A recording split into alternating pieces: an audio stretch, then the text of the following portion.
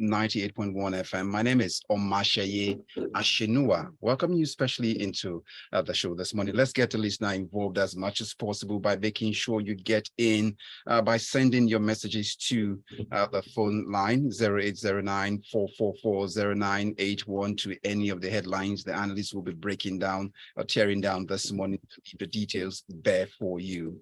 I've got AB Bozimo joining us this morning. Good morning, AB. Hello, good morning to everyone in the studio and to all of the wonderful listeners. And I'm also joined in here today by Oyeyemi aderibigbe this morning. Good morning. Good morning, Omas. Good morning, Lagos. All right, so if you're ready, let's get into the papers, digging in. Let's begin with AB this morning as he gets the nation started with the Nation newspaper, where the headline screams, President Tinubu orders reform of housing sector. That's coming from the Nation newspaper. AB, what really exactly is this story all about? What need to be fixed in the housing sector in Nigeria? Well, the president has ordered the Ministry of Housing and Urban Development to reform the housing sector. The housing sector has, broadly speaking, two parts, private and the public sector. I would think that there's very little wrong with the private sector because out there you can see all sorts of adverts for land and estates and some eye-popping prices. The sector, of course, that the government should be involved with a different mentality and philosophy is the public housing sector. In other countries like the UK, we have something called council housing. That is housing provided by the government for people at prices that they can more easily afford. And affordability is one of the key things to housing, whether private or public. So we're talking about how do we have access to land and title? How do we convert that title to maybe mortgage loans? The terms of the loans. Right now, you're trying to get a house, they're telling you must pay 50 million in the first week, 50 million in the second week, 50 million in the third week. That is largely preposterous. I'm being facetious, but I'm overstating the point. Affordability is not because there isn't housing, because the money supply may not be able to match it. Then also we're talking about the standards of the housing, informal settlements, also known as slums. People are doing a massive migration from the rural to the urban areas. Sometimes they come into poor conditions. Let's raise the standard of what can be considered to be a suitable dwelling for people. So the president is asking for a lot, but there are any number of well-trained and qualified professionals who are ready to partner with the government for improvements in that housing sector. At the end of the day, every Nigerian, by and large, should have access to safe, secure, hygienic, effective housing over the course of their lifetime. It could be small, it could be modest, it could be shared, but there should be minimum standards. People should have running water, proper, sanitation and sewage services, a bit of landscaping, and generally be able to live decent lives from which they emerge, go to work and be productive and come back. If you get that part right, honestly, you're adding immensely to the productivity of Nigerians in general. Maybe before I let the story go to bed, I'd like you to speak to the aspect of when you can talk housing, you must talk about mortgage now. So speak to the accessibility of mortgage. And it's mind-boggling for someone who see the way we afford houses in Nigeria. You have to pay a down payment of about 50 million, when in other places you do that with ease and just live your life. So speak to that for me, if this is taking care of it. One of the key things that should be on the horizon is connected with the identity management system. In other countries, perhaps, you have lines of credit which are connected to, depending on the country, your social security number. So if you take a loan, they can track you.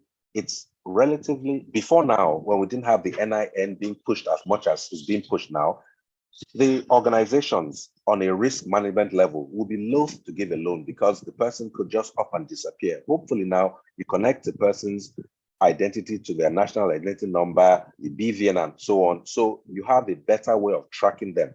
But still, the sums, the percentages and all that have to be looked at, because to take a mortgage abroad, you could start from 3% up to maybe 9%. Here, you're talking at 28%. Come on. That is largely inaccessible to most people. Well, thank you very much. And let's get on now to Oyeyemi this morning for your paper. The Guardian newspaper stares out, but let's quickly remind the listener they can be part of the conversation by sending messages to 0809-444-0981. The messages, I see them dropping. But let's get back to the Guardian newspaper, looking at Oyeyemi this morning. And this one, you would agree that like housing is a right? Mm-hmm. Yes. It is a right. Yes. So this takes us to our next story. The National Human Rights Commission, NHRC, the U.S. Embassy, to collaborate with advancing human rights in Nigeria. So how well have we fared in the last, over close to 3 decades that we are onto democratic practices now? You would think this shouldn't be a conversation, but walk us through it. Well, the jurisprudence around human rights is clear it's clear what has to be done, right? People have to be safe, people have to be protected, the rule of law has to trump any prejudice, people, especially the judicial process, the delivery of justice has to be clear, easy, straightforward, and there should be no drama around enforcing human rights. We know the story. We were progressing on different levels, but I think that in the last 10 years, there's been severe retrogression back to EndSARS, which is like a spotlight on the issue, all of the issues around enforcement, the reform of the police, brutality, and human rights is not just delivery of justice. There's so many other things that are entrenched in that. And the Nigerian Human Rights Commission has been at the forefront of this discussion. It's not necessary, it's an ancillary body to the judicial process, but it's more or less ideating on policy discussions. So a collaboration with the US Embassy is welcome, but I think one major gap that I hope this collaboration solves for us, because at the root of all of these issues is transparency. The process of onboarding even someone who is charged with an offense, or picking someone off the streets, or a suspect, is not clear. How many suspects are picked in Nigeria per day? I can have an altercation with a law enforcement officer. There's no data. There is nothing. So we need, I hope this leads to some form of centralized data management system. If the government is not keeping, at least this is a body that can be tracking. Because with data, you can now assess properly. You can make good decisions. You can deal with low-hanging fruits. You can advocate properly. That space is in need of clarity on the data. How many people are killed? How many extrajudicial killings? Yes, they are going on, but how many happen? Documentation. Once we can see through the data, even just seeing the numbers in stack form would incite everyone to some form of action. I think when it's just like if a doctor wants to apply some medical intervention, they want to see the diagnosis first. We do not have diagnosis. It's not clear how things go. I mean, we just know we're in a very bad state. But then our people are waiting trial. That's a sad issue. People are 10 years, 8 years without being charged, and that's still normal. But also looking at it from the aspect of we may not be as bad as some other countries in terms of political prosecution and all of those. With the statistics, we could as well be at war, right? So I don't think the comparison is of any use to anyone. Okay. We want a country that functions. We want there's a phrase that I never forget. Is a country is defined, or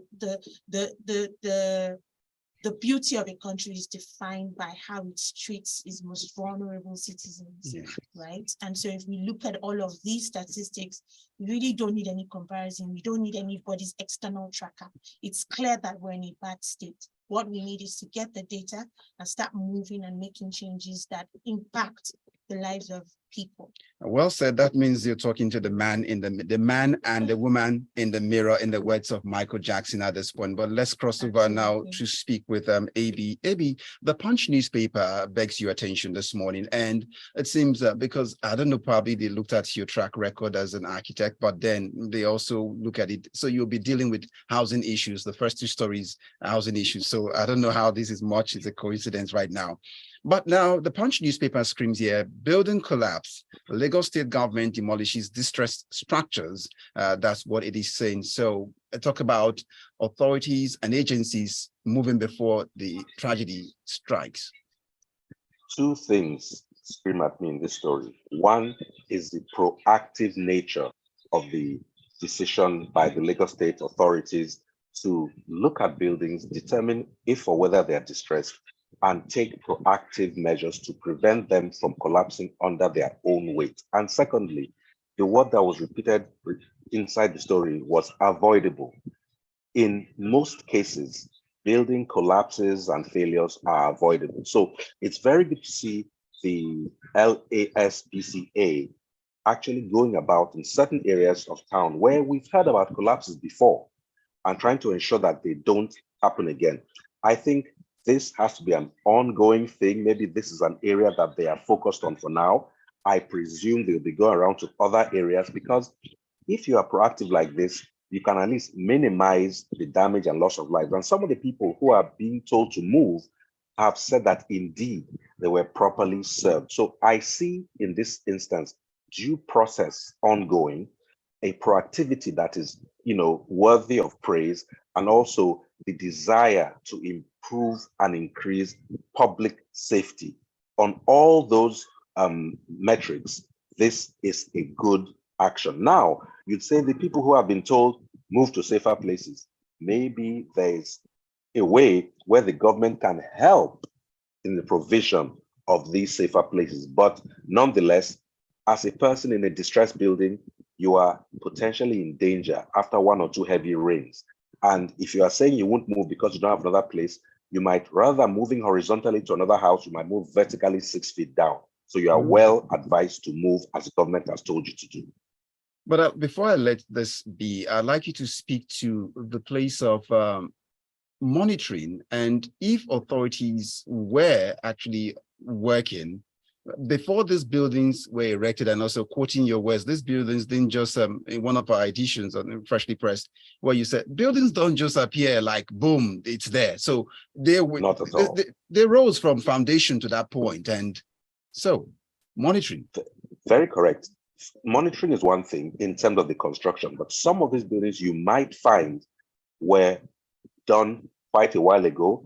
They may no longer be complying with the best standards. And also, some of them may have been converted. I'm reading here about a 4-story building with single rooms.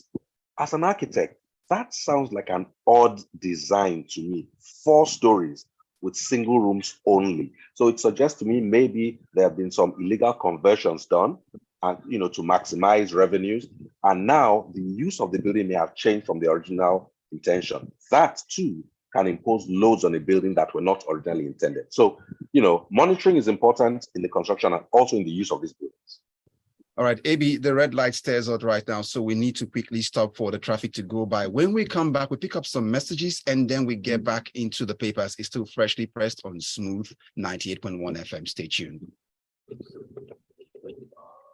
This is Stay tuned, stay locked right here on Smooth 98.1. Are you looking for a reliable way to grow your money? Let me tell you about ARM.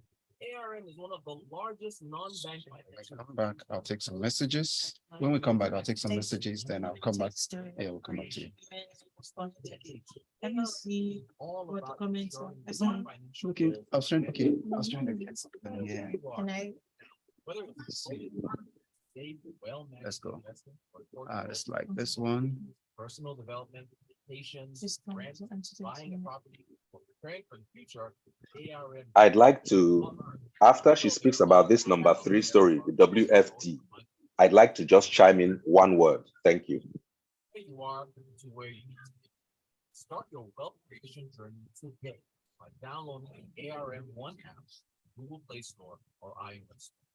great option for everyone. We even start with as low as 1,000 naira. Just 1,000 naira. For more information, visit arm.com.ng or call 01-271-5002. That's 01-271-5002. ARM. Let's face tomorrow together.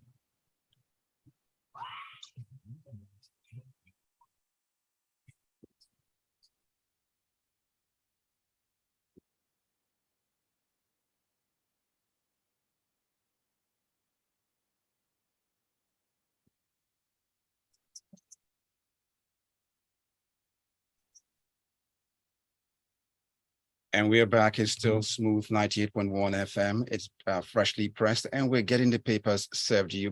Before we went on that red light stop, maybe you wanted to just quickly chip in a word before we get to the messages waiting.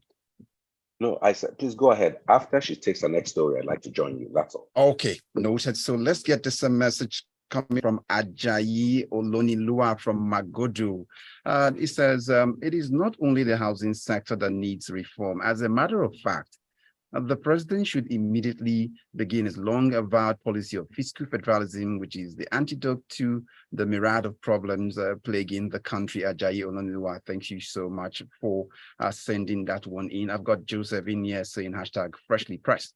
The president and his squads are the biggest impediments to housing in Lagos because of how hard it is to get government documents, the CFOs, building approval. What does he want to reform in Abuja? Anyway, let's hope it gets done. That's what the message there has got to say. Ni talks about mortgage. The main issue with mortgage in Nigeria is the mortgage interest rate. And unfortunately, as long as we have inflation at the level it is right now, then it would be practically impossible for the rate to come down. There is a limit to government can give at the single digit, and this is not sustainable.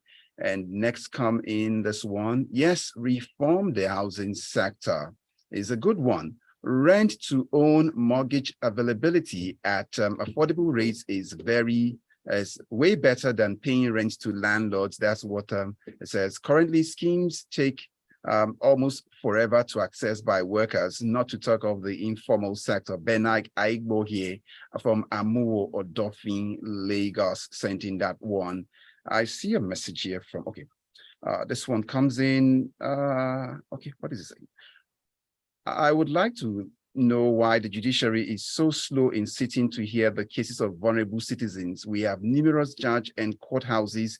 Why are they not using it? And the police needs to do better. Yes, the police need to be part of this conversation for human rights. That's in response to your story. Not just the police, all law enforcement bodies, because we have so many of them, so it's the general collaboration across board.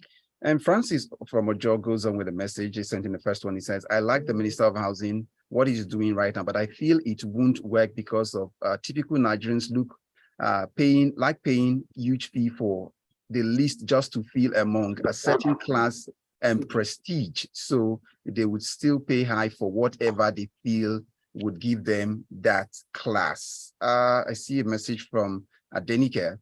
It says, good morning. I know our human rights issues are numerous. If it's to help with our judiciary system, yes, welcome America's help, but we all know American perspective of human rights involve their unholy beliefs, especially when it comes to people's sexuality. In my mind, is their focus. They actively push LGBTQ+ in our faces. Accepting their assistance will come with this. As a country, we are adopting their ideologies, their strange ways, please. So let's get back into the paper. These are some of the response we've gotten so far. Feel free to send yours to the number 0809-444-0981. As we get into the next story here, this one is for you, actually, Oyeyemi. I'm trying to pick up a story now. Where's the story? Okay, found it somewhere, just a minute. It is here. Season of collaboration. Political inclusion. WFD asked the National Assembly to introduce laws on quotas for women and persons living with disabilities. That's the Westminster Foundation for Democracy. That's the one pushing this.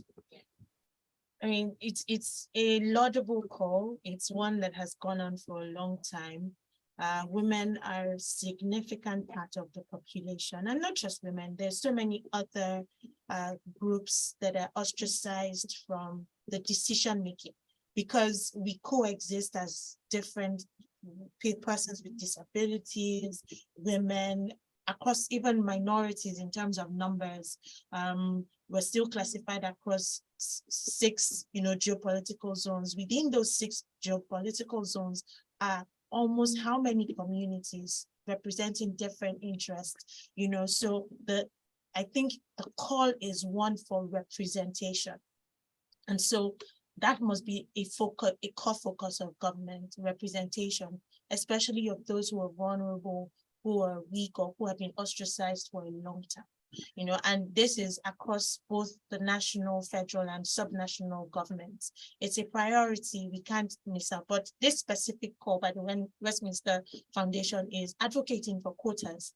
If you recall, there's been a law and it's been controversial, advocating for at least 35%.